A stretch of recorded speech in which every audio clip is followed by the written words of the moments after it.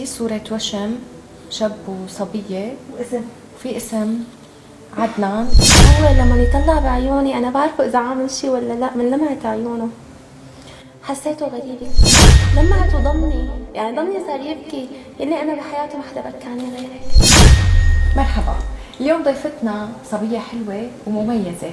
اليوم ضيفتنا انشهرت على أكثر من موقع على مواقع التواصل الاجتماعي وعم تحكي قصتها. ضيفتي اسمها عواطف، بس هي بتحب انه نسميها توتة. كيفك؟ الحمد لله. ليش انت عم تطلعي على وسائل التواصل الاجتماعي واليوم انت تواصلتي معنا على الصفحة لتكوني ضيفتنا؟ لانه انا بدي اوصل رسالة لشخص هي وصلته اكثر من مرة، بس لسه بدي اوصل له اياها وبدي اوصل لكل العالم. شو هي الرسالة؟ قديش انا بحبه. احكي لنا شو هي قصتك. هلا قصتي رح بلشها بصورة معلش قدام الكاميرا.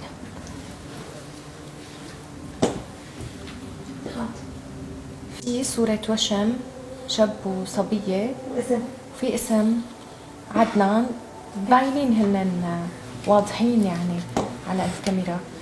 ليش عاملة هذا الوشم؟ هذا احلى شي بحياتي. شو القصة؟ بس هذا شخص كتير بحبه، تعرفت عليه بوقت انا كنت كتير ضعيفة، هو كتير قواني، يعني قواني لدرجة، واذا فيني اقول لك انه هو احن شخص بالكون كمان كون ماني عم بالغ. إذا أحن شخص بالكون، اليوم أنت ببرنامج من صميم القلب، ليش طالعة؟ طالعة لانه الدنيا قسته شو صار؟ والظروف كمان قسته، مع انه عم اقول لك احن شخص بالكون شو اللي صار؟ ظلمني. كيف؟ انا كتير بحبه وهو كمان بحبني، ولهلا ولبكره ولاخر العمر بحبني. بس هلا نحن بايام بيقولوا اي شيء بيقولوا عنه ظروف، مع اني كنت اقول له انه بالحب ما في شيء اسمه ظروف، حتى الظروف عشانه أحيانا كلمة ظروف بتكون حجة. هي حجه، بس عن جد هو ظروفه هيك حكمت عليه. هلا بأحد المقابلات أنت قلتي إنه هو كان متزوج، ايه ترك زوجته. متزوج وعنده اولاد وهلا كمان أنت خطب. حبيتيه متزوج؟ ايه كيف بتحبي شخص متزوج؟ المشكلة انه انا كنت رافضة اني احب اصلا، مو شيء انه هو متزوج، اني احب حتى من الاساس. من البداية أنت كان اختيارك غلط؟ لا انا ما بظن اختياري غلط ابدا، لانه وقت اخترته اخترت عن جد، وانا على فكرة وبحكي قدام الكل انا ماني ندمانة على هي العلاقة ابدا. صحيح انجرحت فيها وانأذيت، بس كتير مبسوطة اني عشت ولو وقت مؤقت مع هالشخص، يعني بالاحساس اللي حسيته معه. قديش كان الوقت؟ سنتين سنتين ضاعوا من عمرك. ضاعوا من عمري، بس انا هدول السنتين عشت فيهم ايام حلوة ما سيئين كلهم. شو اللي صار؟ اللي صار انه كنت عملت له مفاجأة بعيد ميلاده، وقلت بدي اعمل له مفاجأة لانه كنا متزعلين انا وياه، مع انه هو اللي مزعلني، بس كل ما هو يزعلني انا بحاول لاقي الطريقة اللي انا صالحه فيها. معلش انا ما بحبه هو يعتذر حتى لو غلطان، يعني شوفها كبيرة عليه. لبست فستان كنت جايبته على اساس البسه بخطبتنا، كنت ضليتني مخبيته لهاي المناسبة، لبسته وسويت شعري وجبت هالهدايا وهالكيك وحاكيته انه بدي اشوفه.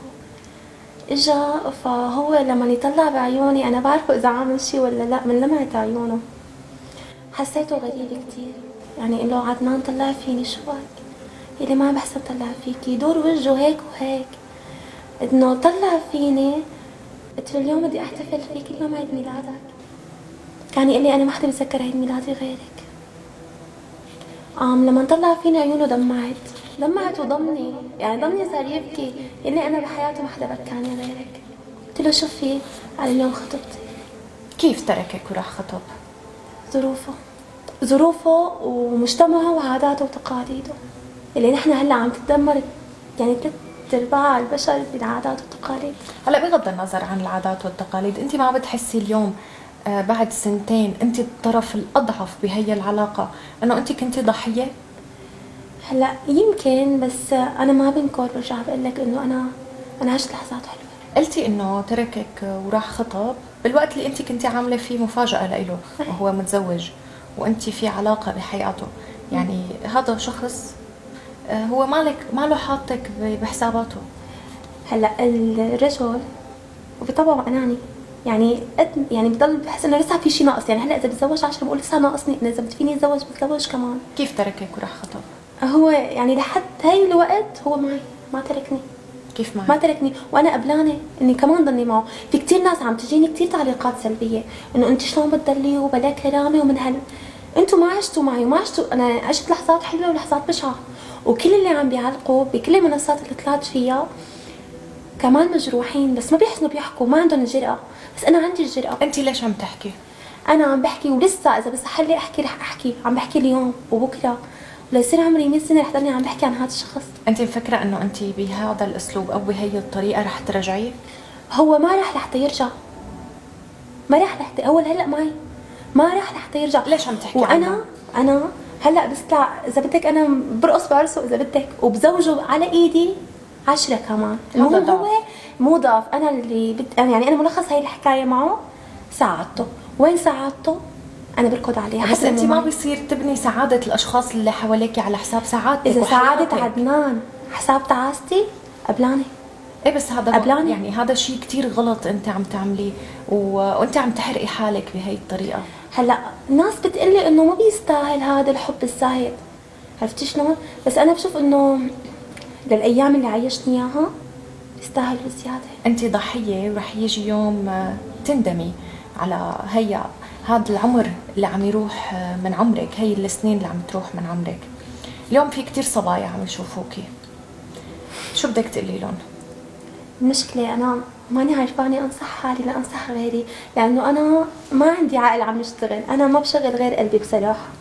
يعني انا خلص حبيت هذا الشخص، ما عاد فكرت بعقلي عن النتائج تبعه، لو بدي افكر بالنتائج كنت تركته من زمان لهذا الشخص. انا كل ما حتى خلص اليوم انا ما عاد بدي عدنان، بتذكر لحظه حلوه منه تلاقيني انه رجعت حنيت. انت مبسوطه انك انت ضحيه بهي العلاقه، واحد المقابلات انت كنتي موجوده فيها بعد ما طلعتي تعرضتي للضرب وتعرضتي للتعنيف، يعني شخص عم يأذيكي جسديا ونفسيا. مو هيك يعني. انا شو بدي اشرح لك اياها؟ هو كتير عصب، كتير غار، يعني قال لي انه شيء خاص بيني وبينك. قلت له عدنان انا اليوم بكره لاخر عمري انا بدي احكي قدام الدنيا كلياتها قصتي، لانه انا قدمت حب من نص قلبي. هذا الحب وصلك لمشفى دمرني. للمشفى. ايه انت دخلتي عم تتعالجي بمشفى امراض نفسيه. ايه. هلا اول ما فت انا على دكاتره نفسيه ومشفى كنت ازعل كتير على حالي كتير، بس في دواء. انا رغم كل شيء في له منايحه وله مساوئه، بس انا كل اغلاطه بنساها بشغله منيحه منه. يعني كل شغله هلا اذا بيجاني قلبي بقول فدا، اذا بيأذيني بقول فدا. احيانا بشوفه حاطط، يعني بفتح الواتس حاط حالات حلوه وهيك، بنبسط انه هو مبسوط، بس بنفس الوقت بكون قلبي عم يوجعني. هلا انا ماني معك بهذا الموضوع، انت ضحيه بهي العلاقه، انت مبسوطه انك عايشه دور الضحيه وانك انت عم تعيشي هي المشاعر، ولكن هي على حساب حياتك وعلى حساب عمرك. يعني شكرا كثير لك انك كنتي معنا اليوم، وبتمنى لك حياه سعيده بعيدا عن هي المشاعر اللي عم تعيشيها. شكرا كثير لك. طبعا متابعينا، نحن بهذا البرنامج ما بنتبنى ولا اي رأي، ولكن لكل الصبايا اللي عم يحضرونا ديروا بالكم كتير منيح انكم تكونوا ضحية لأي علاقة، سواء كانت علاقة حب او غيرها. خليكي قوية، خليكي سند لحالك، خليكي انت الطرف الأقوى دائما بهي الحياة. بهذا البرنامج نحن تعودنا انه ما نتبنى ولا اي رأي، ولا نقول مع ولا نقول ضد. اليوم عواطف عم تحكي قصتها انه هي ضحية وما عم تقدر تطلع من الحالة لانه هي ما لها حابة تخلص من هي الحالة. اكتبوا لنا آراءكم بالتعليقات، وبتمنى انه تكون التعليقات نصائح حلوة وجميلة لعواطف. تابعونا بحلقات قادمة ببرنامج من صميم القلب. كنت معكم انا هلا الحسين، الى اللقاء.